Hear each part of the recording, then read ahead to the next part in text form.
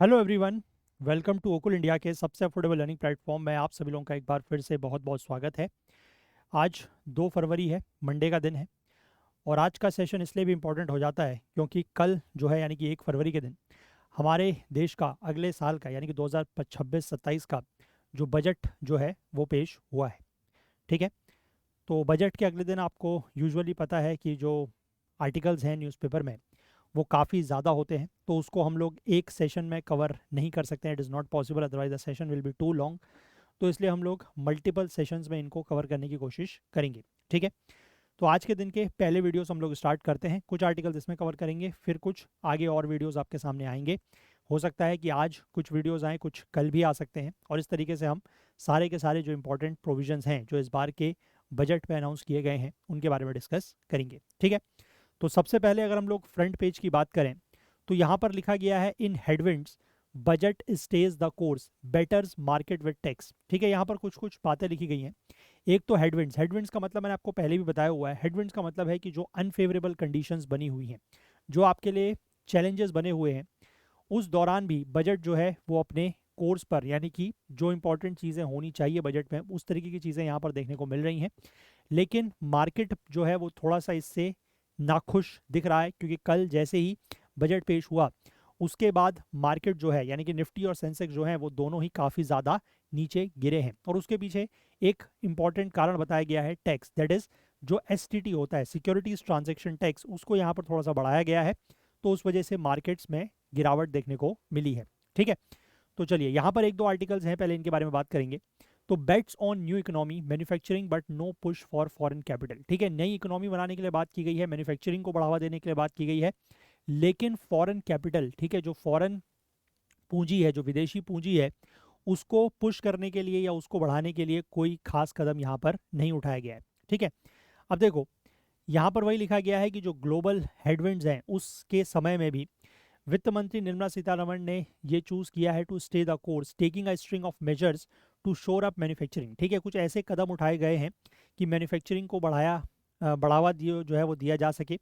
Continue to do the heavy lifting on core infrastructure spending. ठीक है। Core infrastructure spending के ऊपर ज़्यादा इंफ्रास्ट्रक्चर पे ऊपर ज़्यादा स्पेंडिंग की बात की गई है। इंडिकेटिंग द कंटिन्यूड सब optimal support from the private sector, क्योंकि वही उम्मीद की जा रही है कि जो प्राइवेट सेक्टर की तरफ से जो मतलब सपोर्ट होगा वो कम होगा। ये बेसिकली बात कर रहे हैं कैपेक्स को लेकर। ठीक है। जो कैपिटल एक्सपेंडिचर है उसमें फिर से सरकार ने अपना जो शेयर है उसको बढ़ाया है कि हम लोग ज़्यादा जो है वो कैपिटल एक्सपेंडिचर करेंगे, क्योंकि प्राइवेट सेक्टर की तरफ से ये उम्मीद बहुत कम है कि उनकी तरफ से कुछ जो इन्वेस्टमेंट्स हैं, है ना, खासकर कैपिटल इन्वेस्टमेंट्स या कैपिटल स्पेंडिंग, वो बढ़ेगी, ऐसा उम्मीद कम है। ठीक है।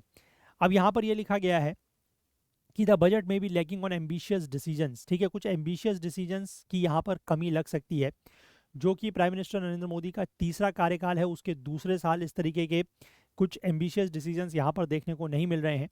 ठीक है। But Sitharaman tries to make up for this by action such as modest fund allocation to some industries.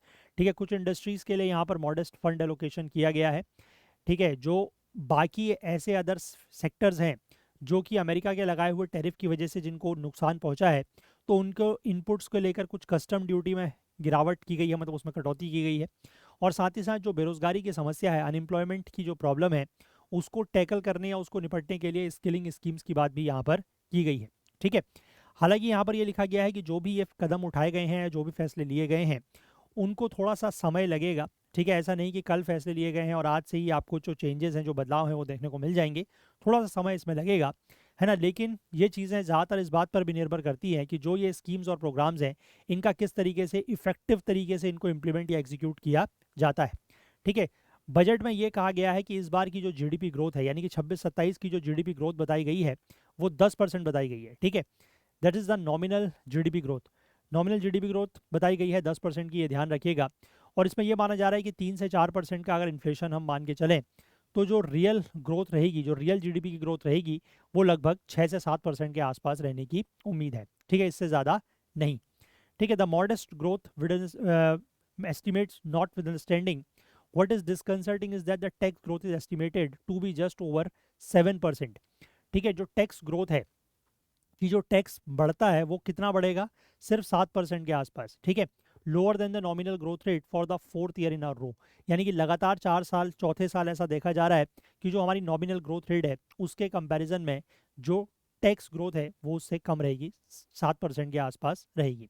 ठीक है, अब यहाँ पर मार्केट को जिस चीज़ से सबसे ज़्यादा हर्ट हुआ या चोट पहुंची वो है, मतलब एक तो इस सबसे बड़ी बात ये थी कि इस बार जो फिस्कल प्रूडेंस की बात की गई है, फिस्कल प्रूडेंस का मतलब होता है जो सरकार के फाइनेंसेस हैं, ठीक है, उसको सही तरीके से मैनेज करना, that is the proper management of the government finances, that is known as fiscal prudence.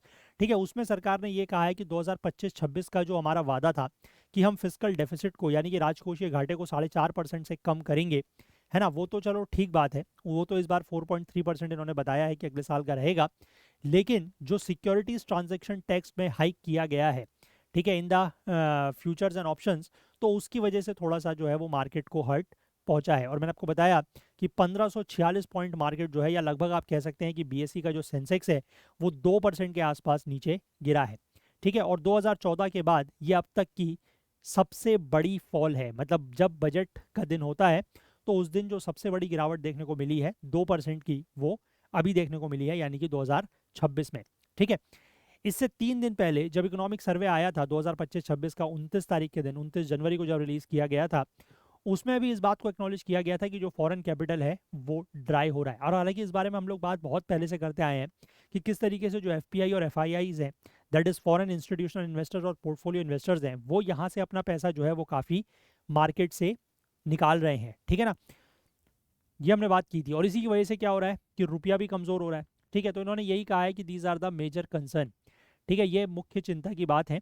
Raising expectations the budget would announce measures to lure global capital FDI and FII into India. ठीक है, हालांकि ये उम्मीद थी, expectations थे कि हो सकता है कि कुछ ऐसे मेजर्स या कुछ ऐसे स्कीम्स अनाउंस की जाएं जिससे जो एफडीआई है, जो फॉरेन डायरेक्ट इन्वेस्टमेंट है या इंस्टीट्यूशन इन्वेस्टमेंट्स है, वो इंडिया में आने के लिए उनको थोड़ा सा कुछ अट्रैक्ट किया जाए या उनको थोड़ा सा लालच दिया जाए। बट ऐसा हुआ नहीं। ठीक है, और साथ ही साथ मार्केट का ये भी उम्मीद थी कि जो लॉन्ग टर्म सीजीटी होता है, कैपिटल गेन्स टैक्स होता है, उसमें भी कुछ कटौती की जाएगी, और जो विद होल्डिंग टैक्स है उसमें कुछ रिस्ट्रक्चरिंग किया जाएगा, लेकिन ऐसा कुछ हुआ नहीं, तो इस वजह से मार्केट थोड़ा सा नीचे गिरा है।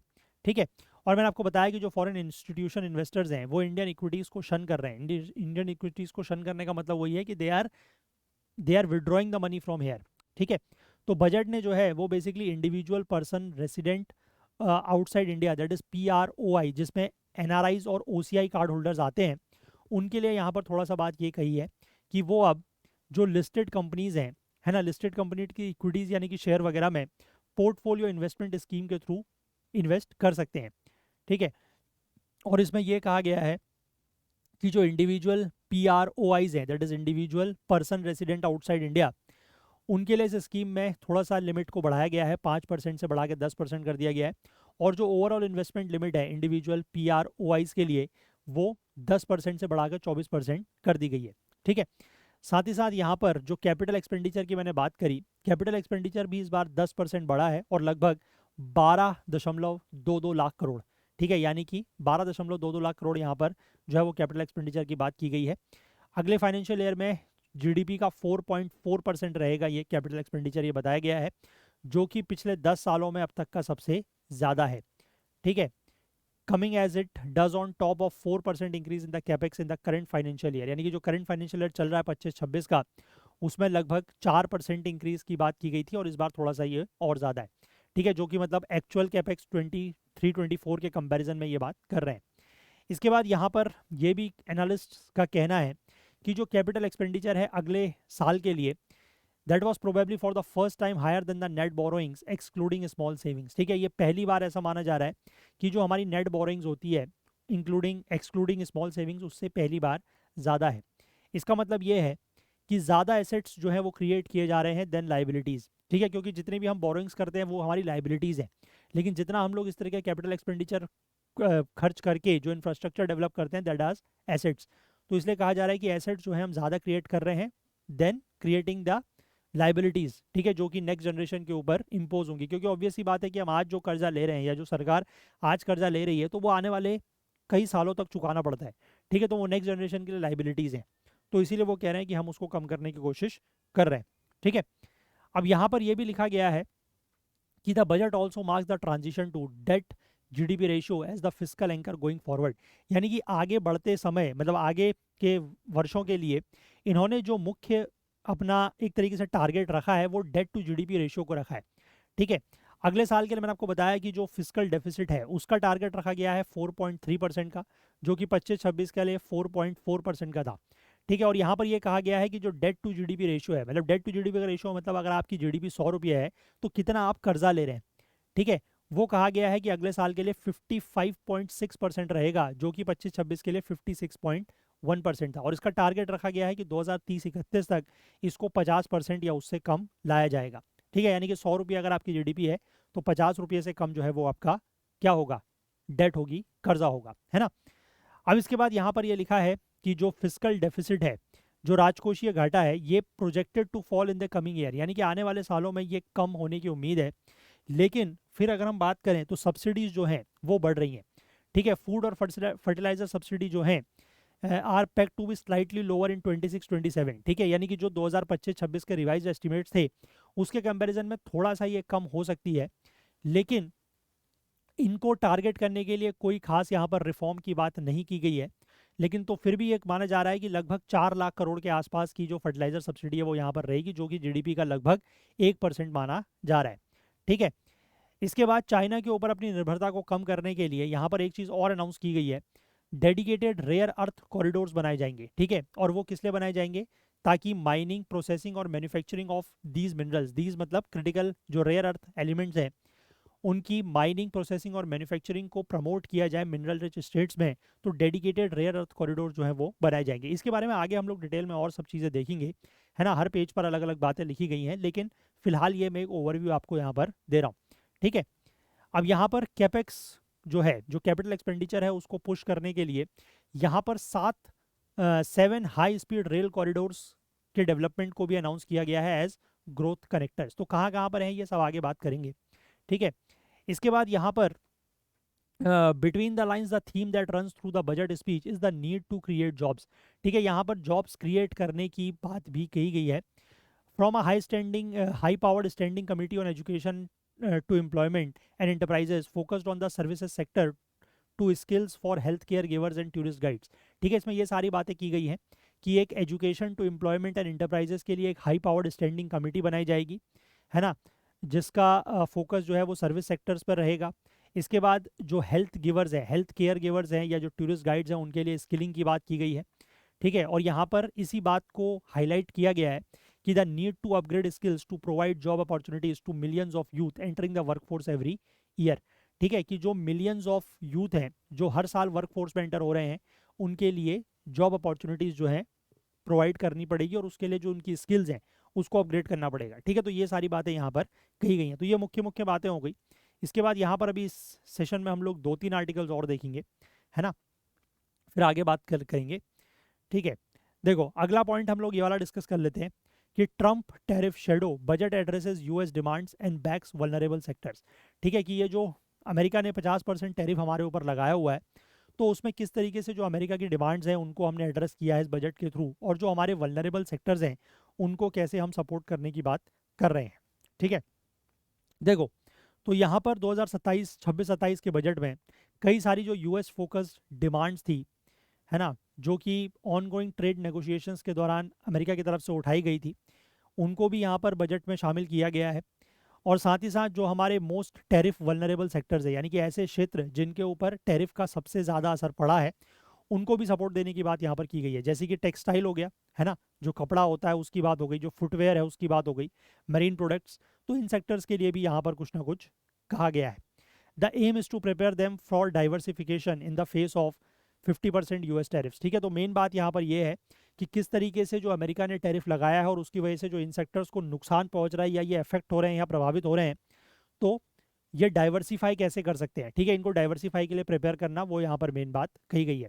हालांकि अमेरिका के साथ जो ट्रेड डील है वो तो अभी भी नहीं हो रही है, तो इसीलिए हम बाकी मार्केट्स जो हैं उसको ओपन करने की बात कर रहे हैं। ठीक है, जैसे यूके हो गया, यूरोपियन यूनियन के साथ अभी हमारा ट्रेड जो है वो ट्रेड डील हुई है।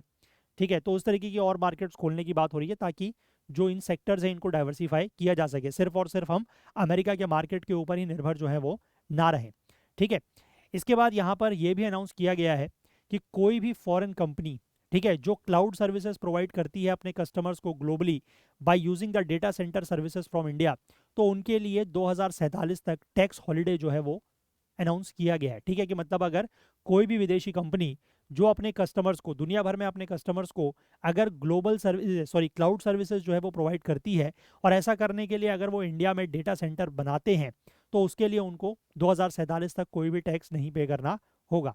ठीक है, तो इससे बेसिकली जो अमेरिकन कंपनीज थी उनको इससे डायरेक्ट फ़ायदा हो सकता है कि जो अपना फुटहोल्ड इंडिया में एक्सपेंड करना चाहते हैं। ठीक है, इसके साथ साथ यहाँ पर यह भी कहा गया है कि जो एयरक्राफ्ट कंपोनेंट्स और न्यूक्लियर जनरेशन इक्विपमेंट्स हैं उनके ऊपर भी ड्यूटी को हटा दिया गया है। ठीक है, अमेरिका जो है वो एविएशन सेक्टर का ग्लोबल मार्केट लीडर है, और जो न्यूक्लियर रिएक्टर के कंपोनेंट्स हैं उनका भी one of the largest exporters है। ठीक है, तो मतलब अमेरिका को यहाँ से फ़ायदा जो है वो इससे हो सकता है। डोमेस्टिक सेक्टर के लिए अगर हम बात करें तो यहाँ पर कुछ और मेजर्स जो हैं, जो कदम है वो अनाउंस किए गए हैं। जैसे पर्टिकुलरली टेक्सटाइल सेक्टर में अगर हम बात करें, उसकी प्रोडक्टिविटी को बढ़ाने के लिए टेक्सटाइल मशीनरी इन क्लस्टर्स के लिए कैपिटल सपोर्ट की बात की गई है ना, और अवेलेबिलिटी ऑफ इनपुट आइटम्स, ठीक है, जो इनपुट आइटम्स है उनकी अवेलेबिलिटी को बूस्ट करने के लिए भी स्कीम्स का यहाँ पर इन्होंने अनाउंस किया है। ठीक है, अब इसके बाद इसी को अगर हम नेक्स्ट पेज पर कंटिन्यू करें तो देखते हैं नेक्स्ट पेज पर, हाँ यहीं पर दिया गया है। देखिए, इसके बाद जो और बात की गई है, US demands for tax break for data centres. ठीक है, तो जो हमारे अमेरिका के साथ अभी एग्रीमेंट, मतलब ये जो नेगोशिएशंस चल रहे थे बायलैटरल ट्रेड को लेकर, जो नेगोशिएशंस या जो बातचीत चल रही थी, उसमें अमेरिका की ये मांग थी कि जो उसकी कंपनीज हैं, ठीक है, जो ये चाहती हैं कि भारत में डेटा सेंटर्स को इस्टेब्लिश किया जाए, तो उनको ग्रेटर मार्केट एक्सेस दिया जाए। ठीक है, और इस तरीके की डिमांड्स में माना जा रहा है कि उन्होंने यही मांग की होगी कि टैक्स ब्रेक्स दिए जाएं। ठीक है, जो रिसोर्सेज हैं जैसे कि लैंड, एनर्जी, वाटर, है ना, duty exemptions on some inputs, उनको लेकर अफोर्डेबल एक्सेस प्रोवाइड की जाए, है ना। और यहाँ पर इसीलिए टैक्स हॉलिडे अनाउंस किया गया है 2047 तक। ऐसी फॉरेन कंपनीज को, ये पॉइंट जो है इंपॉर्टेंट है, ध्यान रखिएगा कि 2047 तक टैक्स हॉलिडे अनाउंस किया गया है फॉर फॉरेन कंपनीज जो भारत में अपना डेटा सेंटर इस्टेब्लिश करती हैं। ठीक है, तो ये माना जा रहा है कि ये अमेरिका की एक मुख्य डिमांड थी, उसके ऊपर गवर्नमेंट ने एक्ट किया है। ठीक है, हालांकि जो ये टैक्स ब्रेक्स हैं ये कुछ राइडर्स के साथ आते हैं, मतलब इसमें कुछ कंडीशंस भी रखी गई हैं, और वो कंडीशंस ये हैं कि the company would need to provide services to Indian customers through an Indian reseller entity. ठीक है, कि यानी कि अगर वो इंडियंस को सर्विसेज प्रोवाइड करते हैं तो उनको इंडियन रीसेलर्स के थ्रू ये सर्विसेज प्रोवाइड करनी होंगी। ठीक है, इसके बाद जो अमेरिका की डिमांड थी एविएशन और न्यूक्लियर और डेटा सर्विसेज को लेकर, उसकी अगर हम बात करें तो अभी कुछ समय पहले आपको याद है कि हमने एक sustainable harnessing and advancement of nuclear energy for transforming India act 2025, that is Shanti act को पास किया था। और उसमें यह कहा गया था कि जो पहले से हमारा जो न्यूक्लियर पावर सेक्टर था विच वॉज टाइटली गवर्नड, यानी कि आप कह सकते हैं कि जिसमें सिर्फ जो गवर्नमेंट एंटिटीज़ हैं वही उसमें पार्टिसिपेट कर सकती थी, तो उसके ऑपरेशंस को प्राइवेट प्लेयर्स के लिए खोला गया था, है ना, ये हमने बात की है पहले भी। तो यहाँ पर सरकार ने जो अमेरिका की एक मुख्य डिमांड थी उसको भी एड्रेस किया है। ठीक है, तो इसमें यह कहा गया है कि जो भी न्यूक्लियर जनरेशन इक्विपमेंट्स हैं अगर आप उनको इंपोर्ट करते हैं तो उसके ऊपर जीरो कस्टम ड्यूटी लगेगी। ठीक है, जैसे कि न्यूक्लियर जनरेशन इक्विपमेंट हो गए, एब्जॉर्बर रॉड्स हो गई, है ना, और project imports for all registered nuclear plants until 2035। ठीक है, तो 2035 के ऊपर, 2035 तक इन चीज़ों के ऊपर कोई भी कस्टम ड्यूटी नहीं लगेगी, है ना, और इससे लॉन्ग टर्म मार्केट एक्सेस उनको मिलेगा। अगर इसके बाद हम एविएशन सेक्टर की बात करें तो जो aircraft components and maintenance, repair and operations inputs हैं, इनके ऊपर भी जो है वो ड्यूटीज़ को एलिमिनेट कर दिया गया है, और इससे जो अमेरिका की एरोस्पेस फर्म्स और इंजन एंड मेंटेनेंस सप्लायर्स हैं उनको भी फ़ायदा होगा। इसके बाद जो SEZs होते हैं, ठीक है, उनके लिए भी कुछ कंसेशन की यहाँ पर बात की गई है। तो यहाँ पर बेसिकली जो स्पेशल इकोनॉमिक जोन्स या जो SEZs होते हैं वहाँ पर जो जॉब लॉस हो रहे हैं, ठीक है, उसको रोकने के लिए यहाँ पर अनाउंस किया गया है special one time measure to facilitate sales by eligible manufacturing units in SEZs to the domestic tariff area at concessional duty rates. ठीक है, कि वो ऐसी जगहों पर कंसेशनल ड्यूटी रेट्स पर चीज़ों को क्या कर सकते हैं, बेच सकते हैं। ठीक है, SEZs बेसिकली ऐसे जोन्स होते हैं जहाँ पर जो मतलब सिंप्लीफाइड सिस्टम होता है, जैसे कि ऑफिशियल क्लियरेंसेस को लेकर, प्रोसीजर्स को लेकर, है ना, और बाकी ड्यूटी बेनिफिट्स इनको मिलते हैं ताकि इन क्षेत्रों में इन्वेस्टमेंट्स और मैन्युफैक्चरिंग जो है वो बढ़ सके।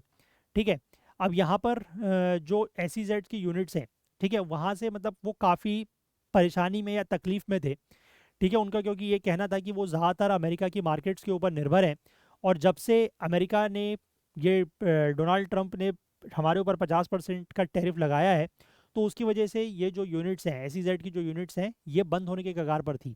ठीक है, तो यहाँ पर बताया गया है कि 24-25 तक 466 ऐसी यूनिट्स, 466 यूनिट जो है वो क्लोज हो चुकी हैं इन 7 SEZs अक्रॉस द कंट्री।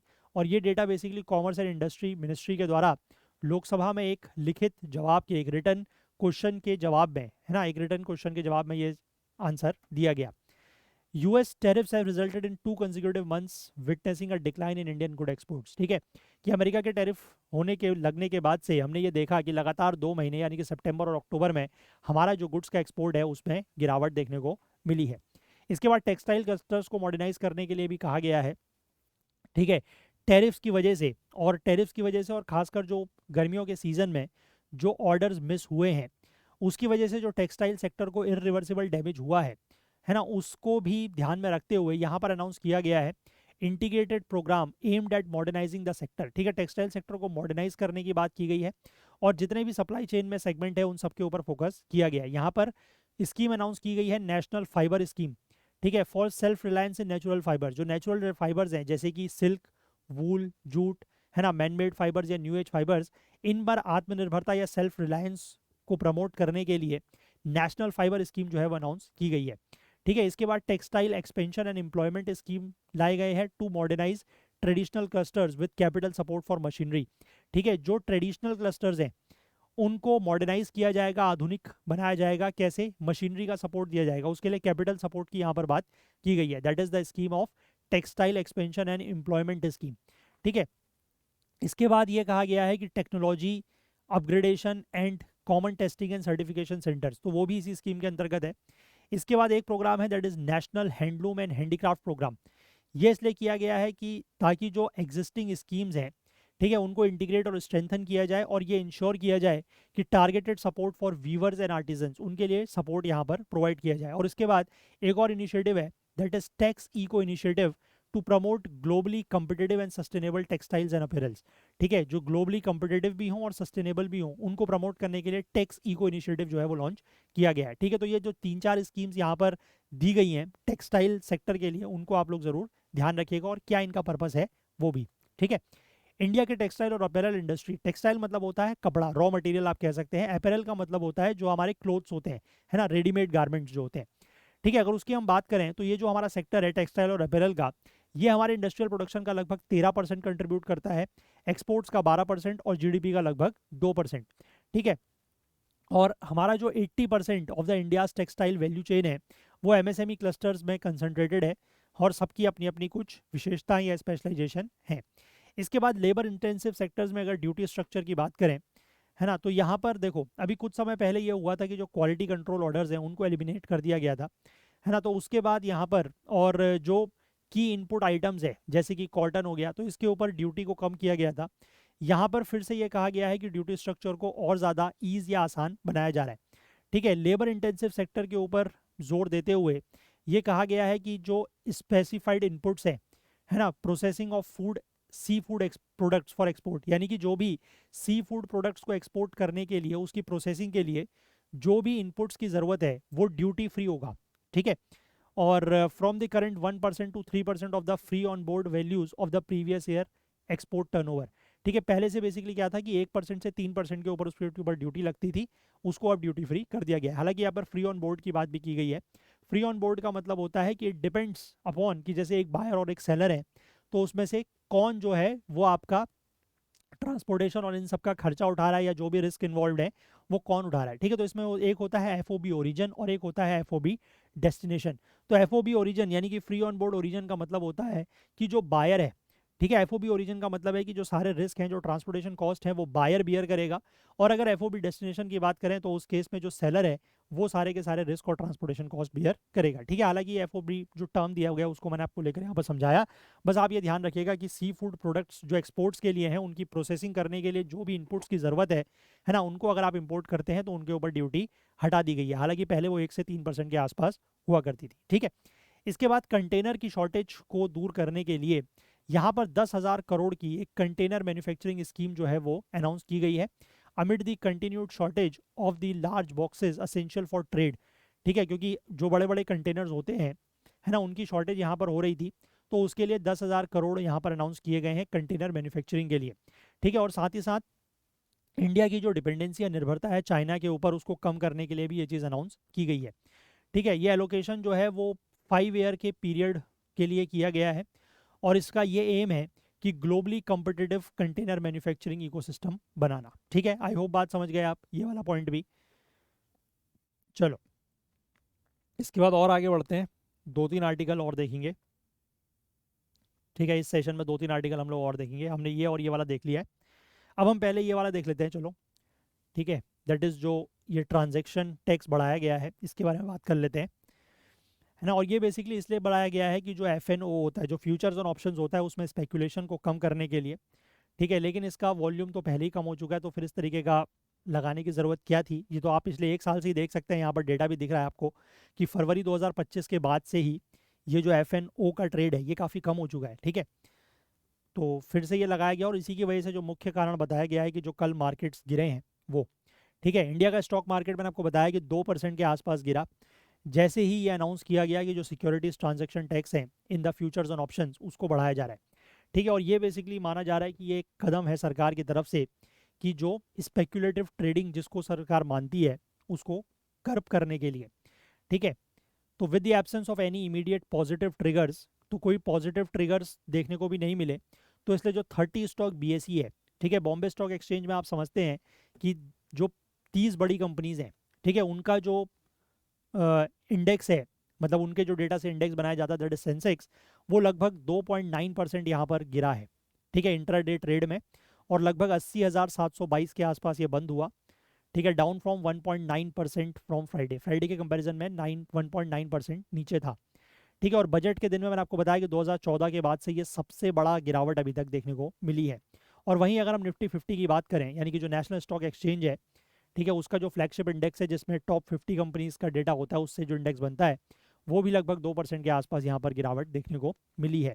और साथ ही साथ यही जो नेगेटिव सेंटिमेंट है ये इंडिया विक्स में भी देखने को मिला है। ठीक है, इंडिया विक्स जो है बेसिकली हमारे मार्केट के वॉलेटिलिटी का, जो हमारे बाजार की उतार चढ़ाव है उसको इंडिकेट करता है, दर्शाता है ना। जितना ज़्यादा ये विक्स होगा, ठीक है, वॉलेटिलिटी इंडेक्स होगा, उतना ज़्यादा मार्केट वॉलेटाइल होगी, यानी कि उतना ज़्यादा उसमें उतार चढ़ाव होगा। तो 13% से बढ़ के ये भी लगभग 15.1 के आसपास पहुंच गया है।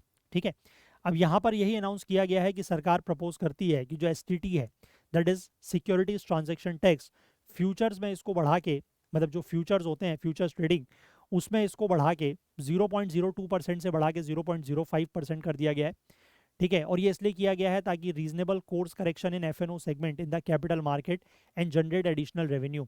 ठीक है, कि सरकार को इससे एडिशनल रेवेन्यू जो मिलेगा, और मार्केट में, कैपिटल मार्केट में जो FNO सेगमेंट में कोर्स करेक्शन के लिए ये किया गया है।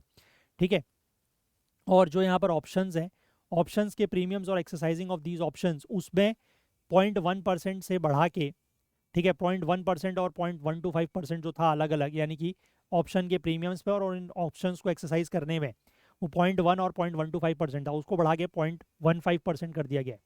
ठीक है, इसके बाद बजट के पेश होने के बाद रिपोर्टर्स से बातचीत करते हुए रेवेन्यू सेक्रेटरी अरविंद श्रीवास्तव का ये कहना है कि ये जो कदम उठाया गया है सिक्योरिटीज ट्रांजैक्शन टैक्स को बढ़ाने का इन दी FNO सेगमेंट, वो इसलिए किया गया है ताकि स्पेकुलेटिव टेंडेंसीज को डिस्करेज किया जा सके। ठीक है, यहाँ पर सरकार का ये टारगेट है कि लगभग 2026-27 में 73,700 करोड़ रुपए जो है वो इससे सिक्योरिटीज ट्रांजैक्शन टैक्स से कलेक्ट किए जाएंगे, जो कि करंट फिस्कल ईयर के रिवाइज्ड एस्टिमेट से ज़्यादा है। रिवाइज्ड एस्टिमेट इतना है, उससे ज़्यादा है। ठीक है, हालांकि जो 2025-26 का स्टैंड ये सिक्योरिटीज ट्रांजैक्शन टैक्स से एस्टिमेट था वो 78,000 करोड़ का था, लेकिन उसमें लगभग 15,000 करोड़ की गिरावट यहाँ पर रिवाइज्ड एस्टिमेट्स में देखने को मिल रही है। ठीक है, अब ये फ्यूचर्स एंड ऑप्शंस होते क्या हैं? फ्यूचर्स एंड ऑप्शंस जो है वो एसेंशियली ऐसे इंस्ट्रूमेंट्स हैं जो कि अंडरलाइंग स्टॉक्स और इंडिसीज के ऊपर बेस्ड होते हैं, इसीलिए इनको डेरिवेटिव्स कहा जाता है। ठीक है, और इसमें बेसिकली क्या होता है कि जैसे कोई भी मान लीजिए दो पार्टीज हैं, वो एक सिक्योरिटी को ट्रेड करने को तैयार होते हैं on a later date at a predetermined price, यानी कि जैसे कोई दो कंपनीज हैं या दो, मतलब आप कह सकते हैं कि ट्रेडर्स हैं, वो आपस में एग्री करते हैं कि हम इस चीज़ को आज से 1 महीने बाद या 2 महीने बाद खरीदेंगे, लेकिन वो आज के प्राइस उसको डिसाइड कर लेंगे कि आज हम इतने प्राइस पर खरीदेंगे, ठीक है। तो उससे बेसिकली क्या होगा कि जो मतलब जो रियल प्राइस है उस करंट डे का, उससे इफेक्ट नहीं आता, ठीक है। तो उसके इसीलिए इसको स्पेक्यूलेटिव ट्रेडिंग जो है वो कहा जा रहा है, ठीक है। अब इससे बेसिकली ये भी है कि प्रोडक्टर्स जो ट्रेडर्स हैं वो खुद को बचा सकते हैं अनएक्सपेक्टेड स्टॉक प्राइस मूवमेंट्स की वजह से, ठीक है। कि मान लो अगर कोई खरीदार है, किसी चीज़ का कोई खरीदार है ना, कोई सिक्योरिटीज़ को खरीद रहा है, तो अगर मान लीजिए प्राइस बहुत ज़्यादा बढ़ गया, ठीक है, तो उसका नुकसान हो जाएगा। अगर मान लीजिए कोई सेलर है, कोई सिक्योरिटीज़ को बेच रहा है, अगर प्राइस बहुत ज़्यादा गिर गए तो उसका नुकसान हो जाएगा, ठीक है। तो उसके लिए वो इससे अब खुद को प्रोटेक्ट जो है वो कर सकते हैं, ठीक है। अब इसके बाद यहाँ पर ये लिखा गया है कि the hit to the Indian stock markets comes at a time when foreign investors are already pulling out money, ठीक है। क्योंकि मैंने आपको बताया कि मार्केट एक तो वैसे ही ये जो फॉरेन इन्वेस्टर्स यहाँ से पैसा निकाल के बाहर ले जा रहे हैं उससे वैसे ही परेशान है, और साथ में ये जो एसटीटी बढ़ाया गया है उसकी वजह से जो है वो और ज़्यादा गिरावट देखने को मिली है, ठीक है। लेटेस्ट डेटा के अनुसार जो फॉरेन इंस्टीट्यूशनल इन्वेस्टर्स हैं उन्होंने लगभग जनवरी के महीने में $4 बिलियन पैसा जो है वो यहाँ से बाहर निकाला है। और अगर हम पूरे 2025 की बात करें तो नेट फॉरेन इंस्टीट्यूशनल इन्वेस्टर्स का जो आउटफ्लोज है वो लगभग $19 बिलियन के आसपास है, ठीक है। और यहाँ पर जो ये सरकार ने अभी कदम उठाया है कि सिक्योरिटीज ट्रांजैक्शन टैक्स को बढ़ाना, ये लेटेस्ट मूव है by the government to curb trading in equity derivatives by retail investors, ताकि जो रिटेल इन्वेस्टर्स हैं वो इक्विटी डेरिवेटिव्स में ट्रेड कम कर दें, ठीक है। यहाँ पर सेबी के एक स्टडी के अनुसार ये बताया गया है जो पिछले साल रिलीज हुई थी कि इंडिविजुअल ट्रेडर्स का जो लॉस है इक्विटी डेरिवेटिव्स में वो 2024-25 में 41% बढ़ के, है ना, 1.06 लाख करोड़ हो गया, जो कि 2023-24 में लगभग 75 लाख करोड़ के आसपास था, सॉरी 75,000 करोड़ के आसपास था, ठीक है।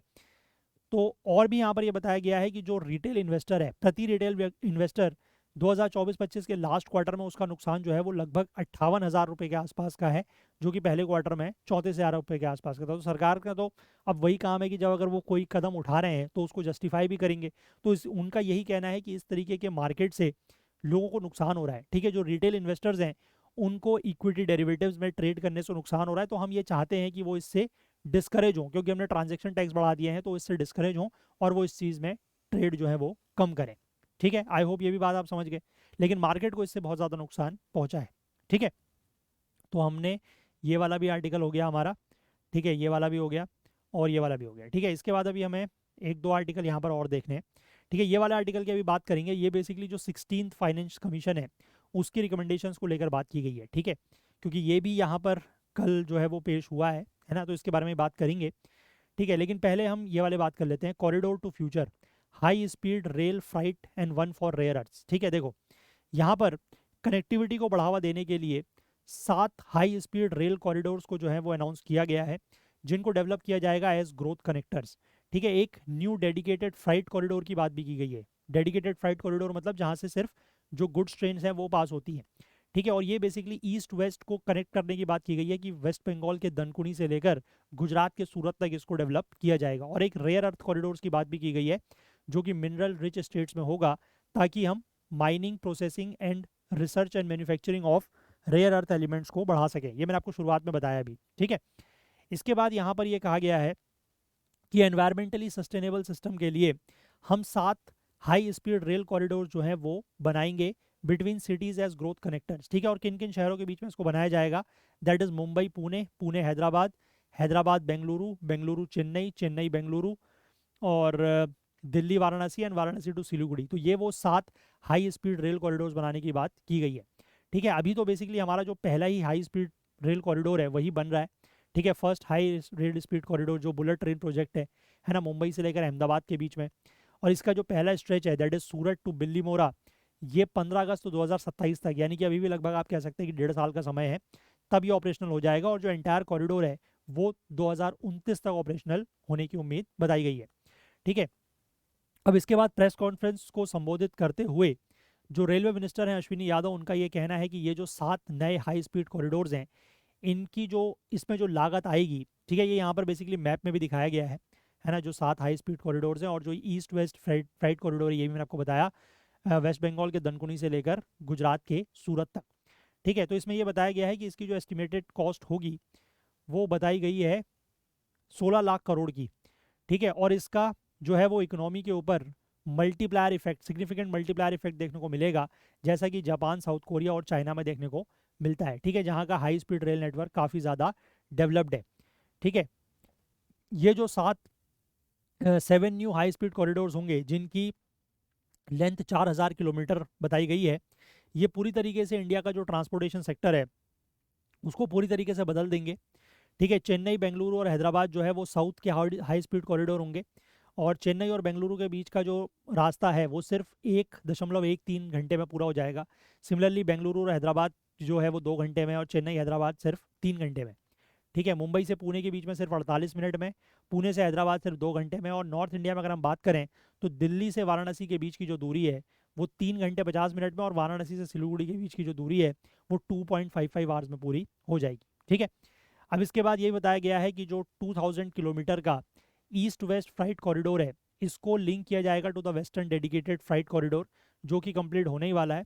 और इससे बेसिकली पोर्ट कनेक्टिविटी बढ़ेगी और जो कार्गो इवैक्यूएशन एफिशिएंसी है वो भी इम्प्रूव होगी, ठीक है। इसके बाद यहाँ पर 20 नए नेशनल वाटरवेज बनाने की बात भी की गई है अगले 5 सालों में, ठीक है, जो कि स्टार्ट किया जाएगा नेशनल वाटरवेज नंबर 5 इन उड़ीसा, जो कि मिनरल रिच एरियाज ऑफ थालचर और अंगुल है ना, और जो इंडस्ट्रियल सेंटर्स हैं जैसे कि Kalinganagar to the ports of Paradip and Dhamra, ठीक है, इसको भी यहाँ पर डेवलप करने की बात की जा रही है। और साथ ही साथ शिप रिपेयर इकोसिस्टम जो कि इनलैंड वाटरवेज को कैटर करने के लिए है, ये भी बनाए जाएंगे एट वाराणसी एंड पटना, ठीक है। इसके बाद आगे बात करें तो टोटल कॉस्ट जो है इस प्रोजेक्ट की, ये नेशनल वाटरवेज वाले प्रोजेक्ट की कॉस्ट बताई गई है 13,000 करोड़ की।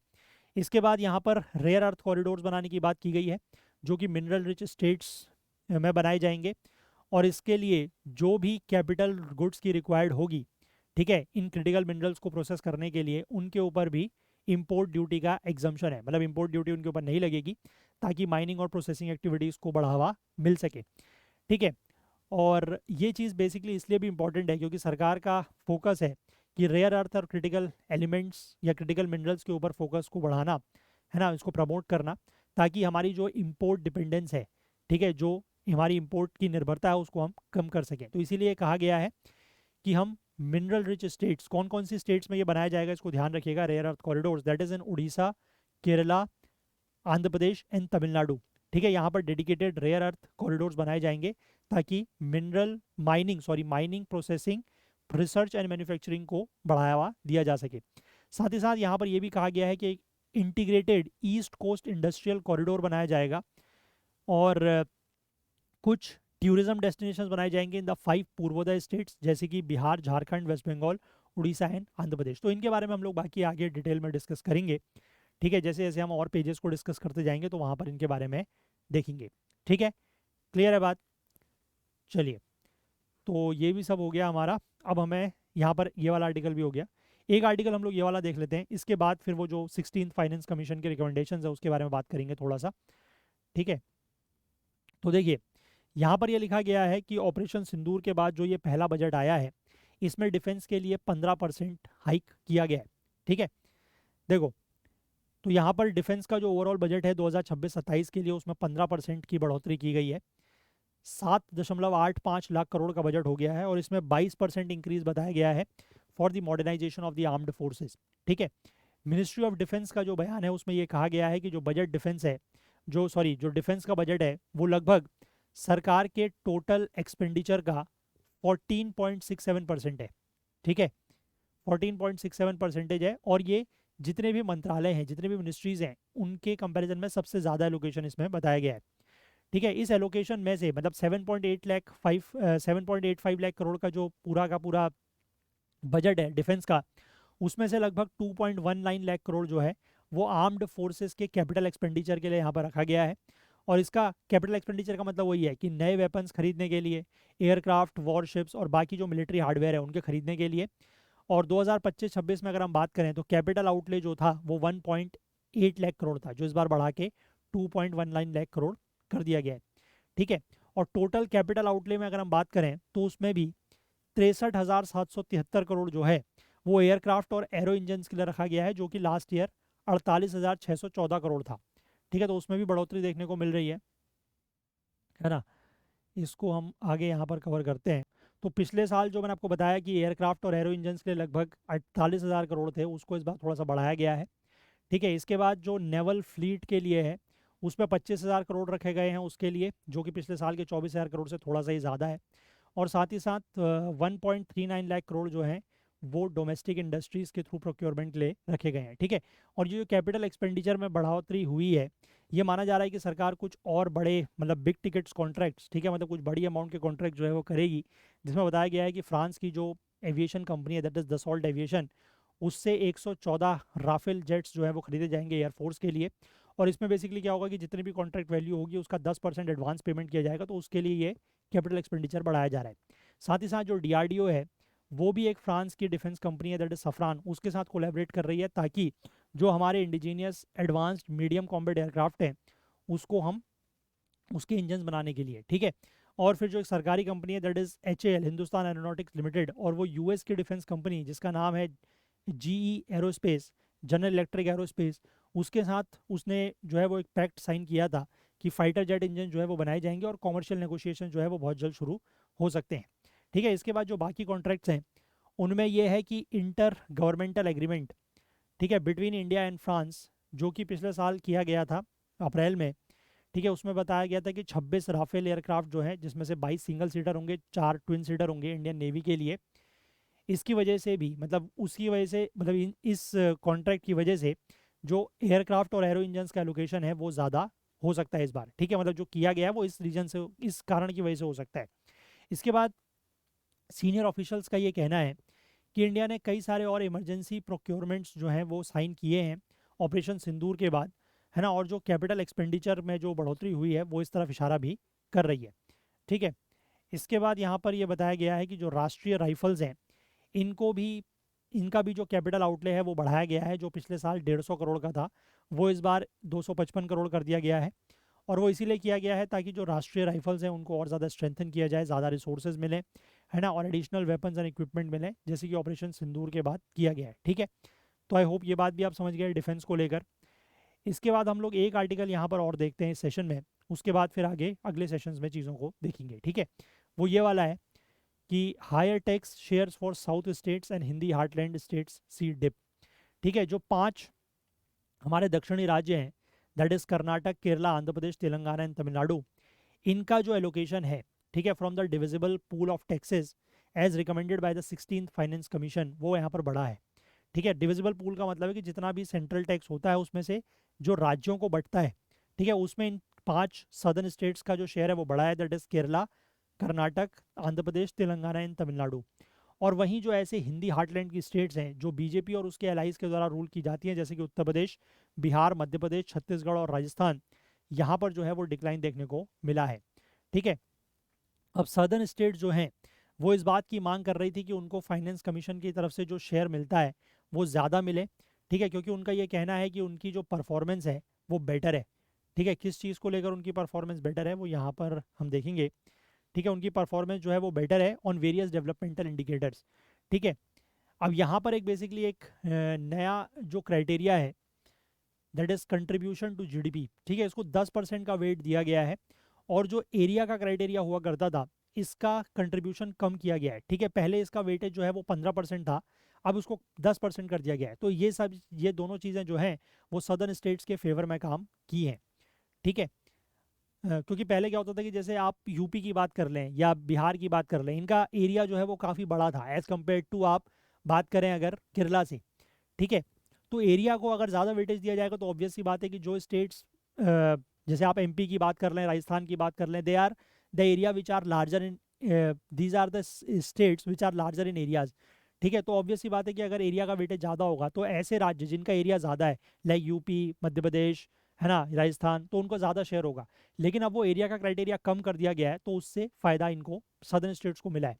ठीक है, अब यहाँ पर यह कहा गया है कि 2026-27 में जो लगभग 15 लाख करोड़ का डिविजिबल टैक्स पूल है, ठीक है, मतलब इतना टैक्स का पैसा जो डिवाइड होना है राज्यों में, उसकी वजह से 18,330 करोड़ रुपए ज़्यादा जो है वो सदर्न स्टेट्स को मिलेगा। ठीक है, और जो मतलब 15th फाइनेंस कमीशन की रिकमेंडेशन थी उसके कंपैरिजन में ज़्यादा मिलेगा। ठीक है, और यहाँ पर बजट से, बजट का जो स्पीच हुआ है उससे जस्ट पहले फाइनेंस मिनिस्टर ने ये कहा है कि सरकार ने जो है वो 16th फाइनेंस कमीशन की रिकमेंडेशंस को मान लिया है। ठीक है, इस कमीशन में वही कहा गया है कि जो नेट प्रोसीड्स हैं, मतलब जो जितना टैक्स नेट टैक्स आएगा which is known as the divisible pool union taxes का, उसका 41% ही जो है वो राज्यों में बढ़ेगा। ठीक है, ये बात तो अभी भी वही रखी गई है। ये तो वर्टिकल डिवोल्यूशन हो गया। लेकिन अगर हम हॉरिजॉन्टल डिवोल्यूशन की बात करें, हॉरिजॉन्टल डिवोल्यूशन मतलब कि किस राज्य में कितना बढ़ेगा, ठीक है, तो उसको लेकर यहाँ पर बात की गई है और उसी की वजह से सदर्न स्टेट्स को जो है वो फायदा देखने को मिला है। ठीक है, ये वर्टिकल डिवोल्यूशन और हॉरिजॉन्टल डिवोल्यूशन का मतलब ये है कि अगर मान लीजिए सेंट्रल टैक्स जो है वो 100 रुपये के हैं, these are your central tax, है ना। अगर 100 रुपये का सेंट्रल टैक्स या यूनियन टैक्स है, तो इसमें से राज्यों को जो है वो सारे राज्यों को मिला के 41 रुपीज़ मिलेगा। ठीक है, this will go to the states. ठीक है, आउट ऑफ 141। अब इसमें से किस राज्य को कितना मिलेगा वो इस 41 में डिसाइड होगा। ठीक है, तो ये हो गया बेसिकली आपका, इसको हम कह देंगे वर्टिकल डिवोल्यूशन। ठीक है, जो 100 में से 41 राज्यों को मिलेगा। और उसके बाद यहाँ पर स्टेट 1, स्टेट 2, स्टेट 3, स्टेट 4 को कितना मिलेगा, this is known as horizontal devolution. ठीक है ना, बात समझ गए, क्लियर है। चलो, तो यहाँ पर यही लिखा हुआ है कि अभी यहाँ पर इन्होंने ये चीज़ का भी मेंशन किया है कि तमिलनाडु और केरला में जो है वो इस साल चुनाव भी होने हैं। ठीक है, जो 5 हिंदी हार्टलैंड की स्टेट्स हैं, यहाँ पर लगभग प्रीवियस मतलब 15th फाइनेंस कमीशन के कंपैरिजन में 17,338 करोड़ की गिरावट देखने को मिली है। और सबसे ज़्यादा जो गिरावट है वो मध्य प्रदेश में मिलेगी, जिसका पहले जो शेयर है वो 7.85% था, वो अब कम होके 7.35% हो गया है। ठीक है, ये जो 5 सदर्न स्टेट्स हैं जिनको फ़ायदा हुआ है, इसके अलावा कुछ और राज्य हैं जिनको फ़ायदा होगा, that is Gujarat, Haryana, Punjab, Assam, Maharashtra, Himachal Pradesh, Mizoram, Jharkhand and Uttarakhand. और इसके बाद कुछ और राज्य जिनको नुकसान हो रहा है, वो हिंदी हार्टलैंड के राज्य तो हैं ही हैं, उसके अलावा कुछ और राज्य जिनका डिक्लाइन हो रहा है वो है गोवा, सिक्किम, त्रिपुरा, नागालैंड, मणिपुर, उड़ीसा, मेघालय, वेस्ट बंगाल एंड अरुणाचल प्रदेश। ठीक है, अब ये जो स्टेट्स के शेयर में जो चेंज हुआ है, इसके पीछे कारण है कि जो 16th फाइनेंस कमीशन ने फॉर्मूला अडॉप्ट किया है वो। ठीक है, 6 क्राइटेरिया इसमें रखे गए हैं। ठीक है, जैसे कि पॉपुलेशन 17.5% वेटेज पॉपुलेशन का है सबसे ज़्यादा। इसके बाद 10% वेटेज जो है वो डेमोग्राफिक परफॉर्मेंस का है। एरिया मैंने आपको बताया कि पहले 15% था एरिया का क्राइटेरिया, अब उसको कम करके 10% कर दिया गया है। फॉरेस्ट का क्राइटेरिया 10% है। Per capita GSDP distance, per capita GSDP distance का मतलब है कि कोई ऐसा राज्य जिसकी जीएसडीपी सबसे ज़्यादा है, उसके कंपैरिजन में किसी राज्य की जीएसडीपी कितनी है ना, जो स्टेट का ग्रॉस डोमेस्टिक प्रोडक्ट है वो कितना है। ठीक है, उसको वेटेज दिया गया है 42.5%। और जीडीपी में जो कंट्रीब्यूशन है दैट इज 10% वेटेज। ठीक है, जो 6 क्राइटेरिया 15th फाइनेंस कमीशन में अडॉप्ट किए गए थे वो था पॉपुलेशन, पॉपुलेशन को 15% वेटेज था। हालांकि पॉपुलेशन का वेटेज यहाँ पर थोड़ा सा बढ़ा है 17.5%। एरिया का क्राइटेरिया यहाँ पर 15% था, उसको कम कर दिया गया है 10%। ठीक है, फॉरेस्ट एंड इकोलॉजी 10% पहले भी था, 10% अभी भी है, नो चेंज। इनकम डिस्टेंस, ये इनकम डिस्टेंस वही है जो बेसिकली यहाँ पर ये दिया गया है ना, पर कैपिटा जीएसडीपी डिस्टेंस, इसका सिर्फ नाम बदला गया है, ये है वही चीज़। पहले 42% 45% था, अब इसको कम करके 42.5% कर दिया गया है। ठीक है, इसके बाद टैक्स और फिजिकल एफर्ट्स, ये 2.5% था। ठीक है, तो ये टैक्स और फिजिकल एफर्ट्स को हटा के यहाँ पर कंट्रीब्यूशन टू जीडीपी कर दिया गया है जो कि 10% है। और डेमोग्राफिक परफॉर्मेंस पहले 12.5% थी, अब उसको कम करके 10% कर दिया गया है। ठीक है, तो इनका आप एक मतलब साइड बाय साइड एक चार्ट बना सकते हैं, एक टेबल सी बना सकते हैं कि कौन से क्राइटेरिया पहले थे, कौन से अब थे, और किस क्राइटेरिया में गिरावट हुई और किस क्राइटेरिया में बढ़ोतरी हुई है। ठीक है, उसको थोड़ा सा ध्यान रखिएगा क्योंकि क्वेश्चन यहाँ से डेफिनेटली जो है वो प्रीलिम्स में पूछा जा सकता है। ठीक है, क्लियर है बात। चलिए, तो फिलहाल हम लोग इस सेशन को इतना ही रखते हैं क्योंकि सिग्निफिकेंटली लंबा सेशन हो चुका है और कई सारे आर्टिकल्स हम लोगों ने मेन यहाँ पर डिस्कस कर लिए हैं। अब इसके बाद हम लोग अगले सेशन में आपसे मिलेंगे। आज हो सकता है कि 2-3 वीडियो और आएँ और उसके बाद कल भी हम लोग इसी आज के न्यूज़पेपर को कंटिन्यू कर सकते हैं। ठीक है, तो थोड़ा सा टाइम लें और बीच बीच में इनको पढ़ते रहें। ठीक है, क्योंकि ये कुछ ऐसे ऐसे मतलब अनाउंसमेंट्स होते हैं ना बजट में कि जो आने वाले दिनों में न्यूज़पेपर में कई दिनों तक चलते रहेंगे। ठीक है, हर एक पॉइंट को लेकर डिस्कशंस होता रहेगा, एक्सप्लेन्ड पेज पर आर्टिकल्स आएंगे, एडिटोरियल्स वगैरह आएंगे। तो इसलिए हम अगर आज एक बेसिक ओवरव्यू ले लें इन सारे आर्टिकल्स का, तो फिर हमें आगे आने वाले समय में ये चीज़ें पढ़ने में आसान हो जाएंगी। ठीक है, चलिए, तो फिलहाल हम लोग इस सेशन को इतना ही रखते हैं। अगले सेशन में अगले वीडियो के साथ आपको थोड़ी देर बाद वो वीडियो फिर से मिलेगा, है ना। तब तक के लिए आप लोग अपना ध्यान रखें और इन चीज़ों को पढ़ते रहें और जो भी इंपॉर्टेंट पॉइंट्स हैं उनको नोट भी करते रहें। चलिए, थैंक यू।